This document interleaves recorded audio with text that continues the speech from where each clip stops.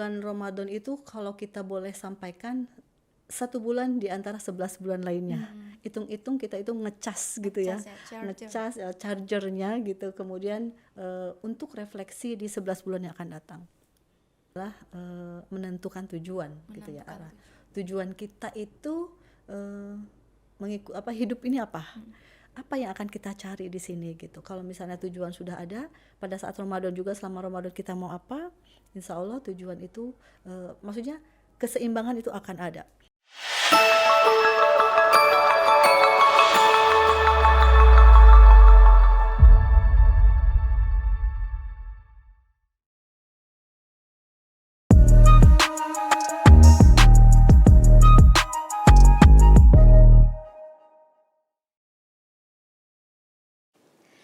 Assalamualaikum warahmatullahi wabarakatuh. Halo semuanya, gimana? Apa kabarnya nih Sobat Bicara? Baik, semoga puasanya lancar ya. Balik lagi di podcast Bicara, jadi makin tahu. Nah, untuk tema kali ini kita akan membahas mempersiapkan masa depan yang sukses. Nah, Kak Mida, sekarang kita sudah kedatangan siapa nih? Nah, Kala, pada episode kali ini kita udah kedatangan narasumber yang luar biasa nih, yaitu Dr. Hajah Rina Rindana, SAG MPD. Beliau merupakan praktisi dosen UIN Siber Syekh Nurjati. Nah, selain aktif menjadi dosen, beliau juga memiliki kegiatan-kegiatan luar biasa di luar kampus nih. Kita langsung ke Bunda nih. Bunda boleh sapa-sapa teman bicara sekaligus apa aja nih kegiatan yang Bunda lakukan di luar kampus? Oke, terima kasih Kak. Assalamualaikum warahmatullahi wabarakatuh. Waalaikumsalam warahmatullahi wabarakatuh. Hai teman bicara, perkenalkan saya Rina Rindana. Semangat dan sehat selalu. Masya Allah. Nah, berhubung sudah ada narasumber kita langsung tanya-tanya aja ya Bun. Bunda, tanya dong. Oke, baik. Nah Bunda, di momen puasa kan biasa menjadi momen untuk merefleksikan diri ya. Bagaimana sih kita memanfaatkan momentum ini nih untuk bisa mengatur plan-plan masa depan Bunda? Baik, terima kasih. Teman-teman semuanya, bulan puasa ini seperti yang kita tahu kan adalah bulan yang sangat penuh berkah. Bulan di mana Allah kasih semuanya di bulan ini. Ada bulan ampunan, ada bulan turunnya Al-Quran, kemudian bulan rahmat, semua pahala dilipat gandakan gitu ya. Dan semua kebaikan-kebaikan ada di bulan Ramadan ini. Nah, di situ sangat baik sekali untuk jadikan tempat untuk refleksi, bahkan perubahan. Misalnya di bulan ampunan, Allah berikan bulan puasa ini adalah bulan ampunan ya. Dimana di bulan ini kita sebaiknya memohon ampun kepada Allah terkait apapun yang pernah kita lakukan. Kesalahan apapun yang kita lakukan, di bulan inilah kita meminta ampunannya. Kenapa kita harus meminta ampunan? Disitulah kita belajar untuk membuka diri. Ada dendam, ada kekesalan, ada apapun kepada orang lain, belajar untuk ditiadakan. Mudah-mudahan Allah ampuni semuanya. Kemudian bulan berkah lainnya adalah bulan dilipat gandakan pahala. Masya Allah. Di bulan puasa ini ya mau tidak mau kita harus belajar gitu ya. Belajar untuk apapun yang kita lakukan, yang tadinya misalnya hanya sholat wajib saja. Coba kita tambah dengan sholat sunnahnya. Ya, atau misalnya kita biasa untuk sodakoh yang sedikit, coba ditambah, katanya ada sodakoh subuh gitu-gitu ya, kita tambahkan dengan itu. Nah, bagaimana ini dikaitkan dengan masa depan? Betul Bunda. Sebenarnya bulan Ramadan itu kalau kita boleh sampaikan 1 bulan di antara 11 bulan lainnya. Hitung-hitung kita itu ngecas gitu ya, ngecas chargernya gitu. Kemudian untuk refleksi di 11 bulan yang akan datang. Kenapa penting sekali untuk refleksi 11 bulan yang akan datang, apalagi masa depan? Misalnya yang tadi saya sampaikan, bagaimana kita belajar memaafkan, bagaimana kita belajar untuk melakukan sesuatu yang tadinya tidak biasa menjadi bertambah. Nah, masa depan itu akan tergantung kepada karakter kita pada saat ini. Betul. Misalnya sekarang kita tidak dibiasakan memaafkan orang lain, kita tidak dibiasakan melakukan sesuatu yang baik. Di bulan puasa juga kan emosi kita dilatih ya. Iya. kesal sama orang mau tidak mau jangan marah, ya sabar, jangan marah, Tahan. tahan gitu ya. Nah itu juga di masa yang akan datang seorang pemimpin itu harus belajar untuk menahan emosi. Betul. Kalau kitanya emosian, bagaimana bawahan-bawahannya nanti, atau maksudnya tim yang bekerja sama dengan kita akan betah dengan kita gitu. Nah disitulah banyak sekali karakter-karakter yang ada di bulan Ramadan itu, di bulan Ramadan ini menjadi cerminan bagi masa depan gitu. Betul. Luar biasa banget. Iya seperti itu ya. Apalagi kalau bicara panjang sekali ya, kalau kita bicara sukses, kalau kita bicara kesuksesan Masa depan. gitu ya. Tadi katanya masa depan itu sukses itu adalah bagaimana seseorang tidak hanya untuk dirinya sendiri tetapi untuk orang lain juga. Khairun nasi anfa'uhum linnas, sebaik-baiknya manusia adalah yang bermanfaat untuk orang lain. Jadi kalau orang itu kaya, punya segala sesuatu tapi untuk dirinya, maka ya kalau menurut yang dalam hadis At-Tabrani itu bukan orang sukses tapi untuk dirinya sendiri, seperti itu. Kurang sempurna ya, Bun. Kurang sempurna kesuksesannya. Gitu ya, teman-teman Oke. semuanya. Nah, Bun, apa sih kebiasaan positif di bulan Ramadan ini yang bisa menunjang kesuksesan kita di masa depan? Kebiasaan positif ya. Sekali lagi kembali kepada mau gimana sih kalau kita mau sukses gitu ya. Teman-teman, kalau kita mau sukses katanya ada 5 hal. 5 hal apa tuh, tuh, Bun? Satu, pokoknya kalau orang yang mau sukses have a big dreams. Have a big dream. Big dreams. Jadi punya mimpi yang besar. Masya Allah. Mimpi-mimpinya itu harus besar. Katanya kalau mimpi itu harus setinggi langit gitu ya. Jangan nanggung ya, Bun.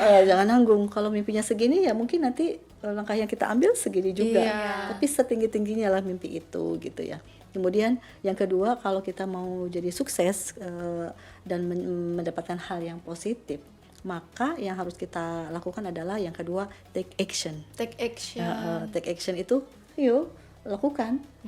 Apapun ya lakukan, jangan apalagi alasan puasa malas mager dan lain-lain gitu ya. Bagaimana ke depan kita menghadapi tantangan yang lebih banyak gitu. Kalau misalnya sekarang aja baru tantangan sedikit atau godaan sedikit sudah tidak mau melakukan dengan baik. Yang ketiga, kalau kita mau sukses katanya harus punya daya juang yang kuat. Punya daya juang yang kuat. Jadi harus kalau ada sedikit aja tantangan ataupun ada halangan ya udah yakin bahwa ke depan karena mimpinya selangit maka harus cari yang selangit juga ininya apa langkah kitanya gitu. Yang ketiga, disiplin dan konsisten. Jadi harus disiplin, harus konsisten. Kalau bulan puasa, kenapa kita belajar dari bulan puasa tentang konsisten, tentang disiplin? Bagaimana kita jam buka jam segini, sahur jam segini, kemudian tarawih juga harus jam segini, kemudian bekerja juga, aduh ngantuk, tapi kan harus kerja gitu. Jadi belajar konsisten di situ. Jadi kalau mau sukses itu ya, ditambah lagi yang paling penting adalah doa orang tua. Doa orang tua untuk kesuksesan kita penting sekali. Ridallahu fi ridho walidain. Orang tua ridho maka Allah ridho juga. Terakhir yang paling penting kalau kita mau sukses itu adalah hakul yakin. Hakul yakin. Jadi bukan ilmu yakin, bukan ainul yakin lagi, tetapi hakul yakin.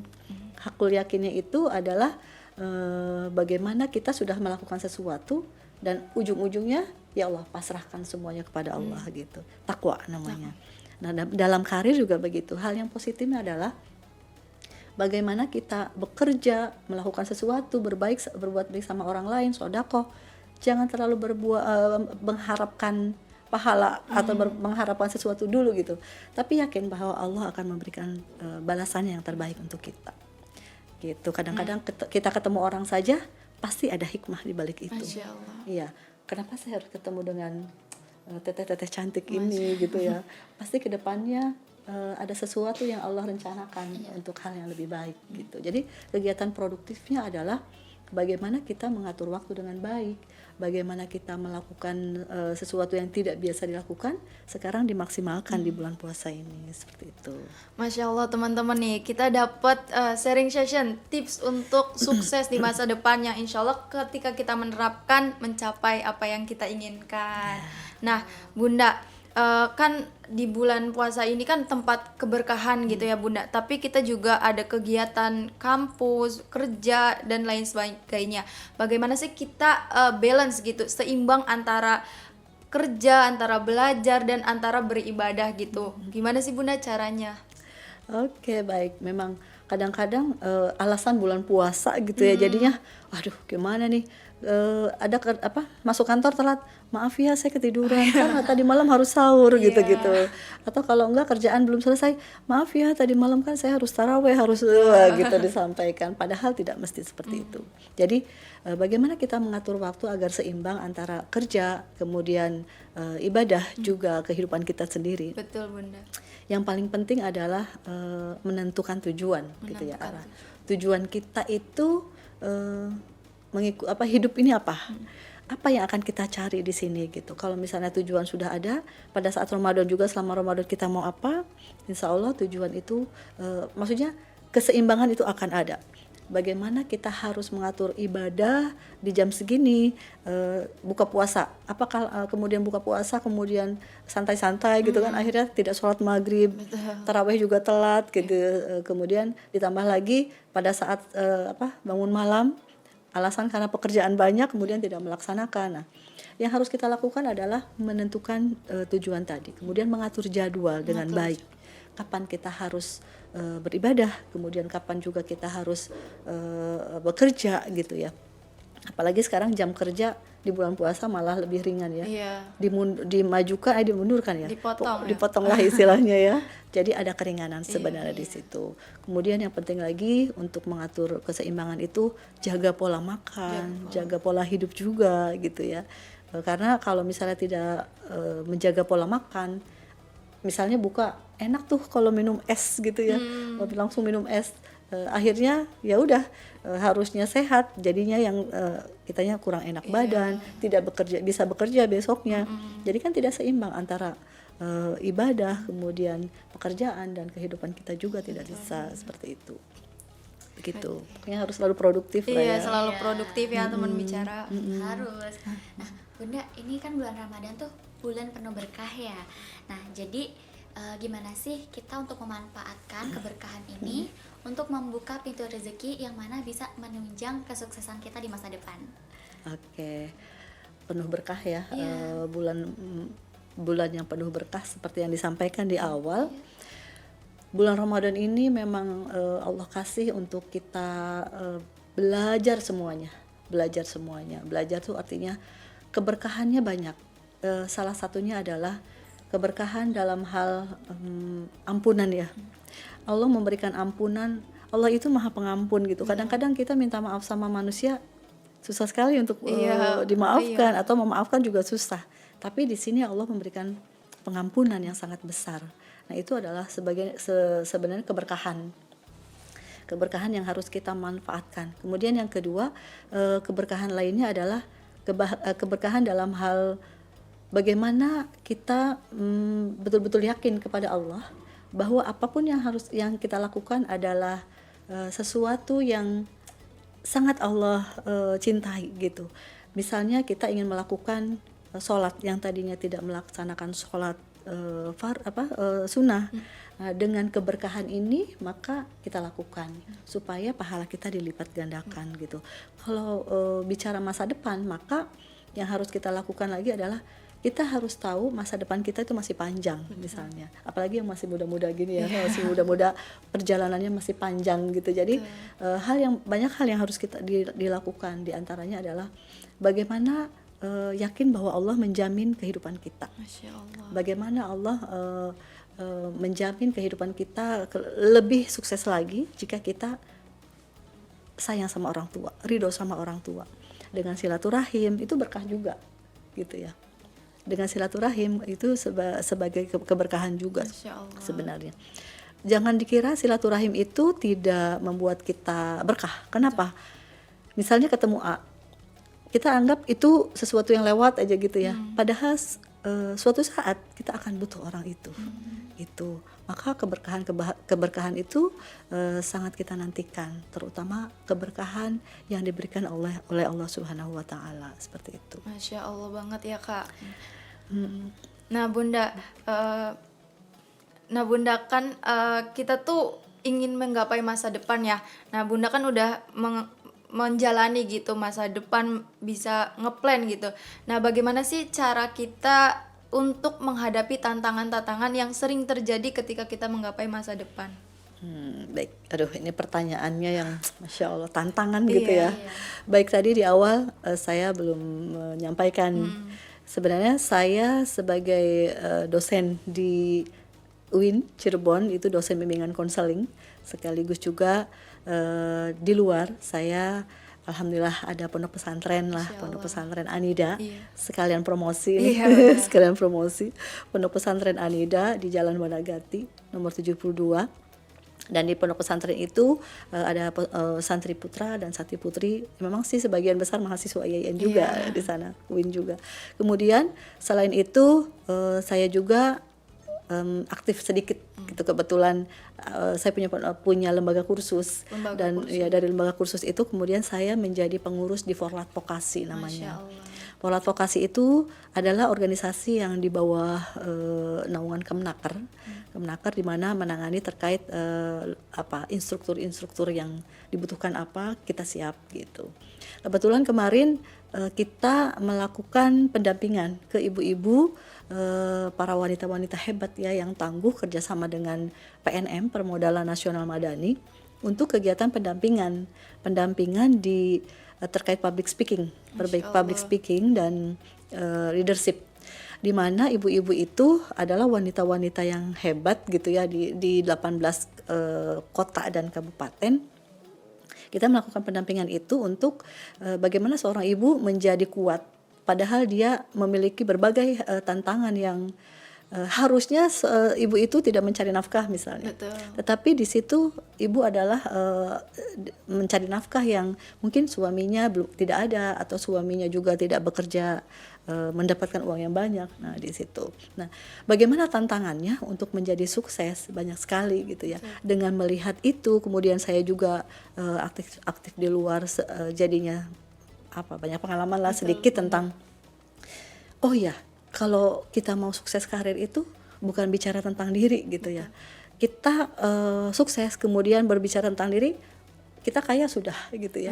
Tetapi yang harus kita ingat adalah bahwa banyak di sekitaran kita itu membutuhkan istilahnya rangkulan kita juga gitu. Maksudnya bagaimana orang-orang itu suka dengan kita, bagaimana orang-orang kita bisa bantu dengan ilmu yang kita punya. Seperti itu. Tantangannya adalah ya kita jangan merasa tinggi hati gitu ya. Jangan merasa, kadang-kadang orang kalau udah sukses, apa sih kamu, siapa sih gitu. Nah, itu yang pertama, harus tetap rendah hati dengan berbagai apapun. Kemudian yang keduanya, tantangannya adalah terutama anak-anak muda itu, tantangannya adalah bagaimana zaman yang sekarang semakin terus berubah, membuat anak-anak muda kemudian kita tidak berubah dari sisi akhlak yang sudah ditetapkan, akhlak yang sudah diajarkan oleh orang tua, yang betul-betul harus sayang sama orang tua, harus menghormati orang lain. Perubahan zaman yang ada jangan sampai berubah gitu. Ketika akhlak berubah maka akan berubah semuanya. Itulah tantangan yang harus dihadapi juga sebenarnya. Masya Allah. Gitu ya. Sekali lagi yang harus diingat adalah rizki itu tidak hanya soal harta kekayaan gitu ya, tetapi rizki adalah dapat keluarga yang baik, harmonis, soleh, anak yang soleh, dan rizki kesehatan. Masya Allah. Oke. Nah Bun, sebelum kita akhirin, boleh kasih sedikit pesan-pesannya nih buat teman bicara? Aduh, pesan ya. Iya. Baik, teman bicara, kalau kita mau sukses itu bukan kita enak-enakan. Sukses itu bukan dapat dari sesuatu yang nyaman, tetapi sukses itu harus keluar dari zona nyaman atau out of the box. Satu lagi yang harus kita lakukan, dimanapun kita berada, siapapun kita jadilah yang terbaik. Masya Gitu. Allah. Itu saja. Terima kasih. Oke, Bunda, terima kasih ya sudah Sama-sama. menyampaikan buat tema hari ini untuk mempersiapkan masa depan yang sukses. Oke. Nah, buat teman bicara semua ya, jadi dari kita ini harus terus berproses dari mulai sekarang. Bagaimana kita mulai bereksplorasi diri mulai dari saat ini, teman-teman ya. Terima kasih juga kepada teman bicara yang selalu mengikuti podcast Bicara. Sampai jumpa di episode selanjutnya. Assalamualaikum warahmatullahi wabarakatuh.